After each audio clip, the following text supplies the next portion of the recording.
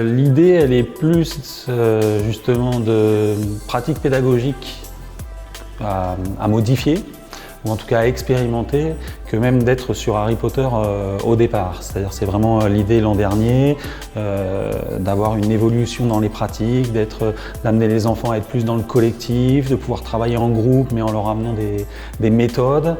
Et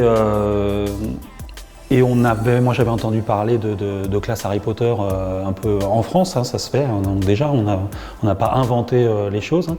Donc il y a des classes qui se font et c'est un univers qui apporte justement, disons, la structure de l'école dès le départ, puisque c'est sur l'histoire de l'école de Poudlard et c'est une année scolaire le premier tome et le deuxième tome une autre année scolaire. Donc tout ça est un environnement propice et disons facile à adapter en termes de décorum aussi, facile à adapter, et avec un principe des maisons. Donc ces 4 maisons qui permettent justement d'entrer, d'avoir 4 groupes et donc de pouvoir former des groupes dans la classe. Donc entrer dans cet univers, on était 3 sur l'équipe à vraiment s'engager, à vouloir expérimenter toute cette préparation aussi qui est demandée, mais tout cet univers et ce changement vraiment pour moi un changement de fonctionnement, hein, de classe, aborder les élèves différemment, le travail différemment. C'est fini peut-être, comment vous faites pour vous organiser? Mettez-le dans l'enveloppe. Moi j'avais déjà l'habitude, avant de me lancer dans ce projet Harry Potter, de travailler en îlot. Donc de favoriser auprès des élèves un travail de coopération, d'entraide, de bienveillance. Et par contre, moi ce que je constate avec le projet, c'est que auprès des élèves, ça a apporté une grande motivation. Les défis ils sont beaucoup plus motivés, des enfants qui se seraient tenus en retrait, puisque dans le groupe, il ne faut pas se leurrer, il y a toujours des enfants qui sont plus passifs et qui se mettent en retrait. Là, on voit que vraiment, dans les maisons, ils sont tous actifs, d'ailleurs, on le voit. Il y a une entraide et une implication des enfants beaucoup plus importante quand on met un univers un peu imaginaire.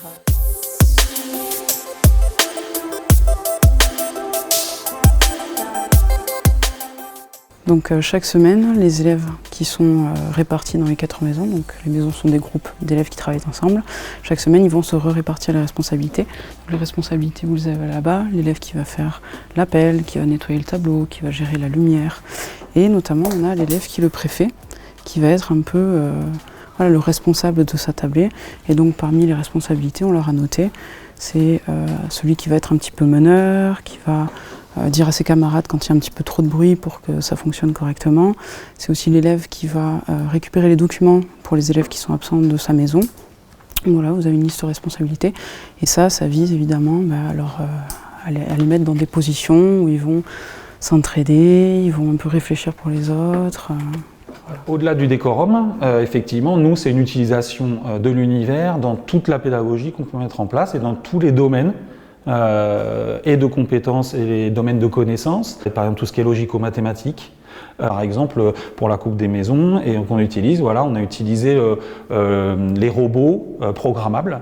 Donc nous, ce sont des petites souris qui sont inspirées, je pense, des systèmes Scratch. Et voilà, là, on a utilisé donc ce domaine-là. Ça fait travailler sur le logico-mathématique, ça fait travailler sur la collaboration et en plus c'est dans les programmes, on touche à la programmation, au codage. Et le domaine du français, alors le domaine du français, tout peut être abordé hein, sur que ce soit grammaire, conjugaison, mais on aborde aussi la géographie. Donc on a par exemple un projet autour des bonbons de Bertie Crochu qu'on a exploité sur les bonbons de France. Donc on fait découvrir la France par le biais des bonbons. Donc c'est à la fois un travail là en plus de géographie, mais aussi d'écriture, puisque la création de cartes d'identité, la découverte du bonbon, la lecture aussi, puisqu'ils vont travailler sur les origines du bonbon, donc des textes qu'on va trouver pour donner. On va aborder l'histoire, puisque dans CM2, nous on voit un peu d'histoire de la magie, hein, ce que ça a été la magie au fil du temps. Le flocon d'Ariel et une confiserie artisanale de Écoutez, les parents, le doute toujours, c'est est-ce qu'on va avoir des gens qui vont nous dire mais qu'est-ce que vous faites, vous êtes fous, on est à l'école, etc. Eh bien, écoutez, on n'a eu qu'une bonne réception, enfin, au contraire, des gens emballés. Alors aussi peut-être parce qu'on a des générations qui connaissent Harry Potter, qui ont lu, qui sont fans, etc.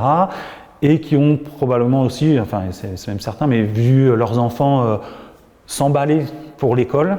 Alors ceux qui étaient déjà bien en place, hein, mais aussi je pense d'autres enfants qui n'étaient pas forcément, voilà, qui venaient à l'école avec plaisir, mais qui là il y a une valeur ajoutée quand même. Particulièrement chez ceux qui peuvent être un peu en difficulté ou autres, puisque avec toutes les activités pédagogiques collectives qu'il peut y avoir et l'entraide, ça permet de pouvoir être intégré et de ne pas être face à sa feuille bloqué sur ce qu'on est en train de faire. Et ça, je pense que ça commence à avoir un impact.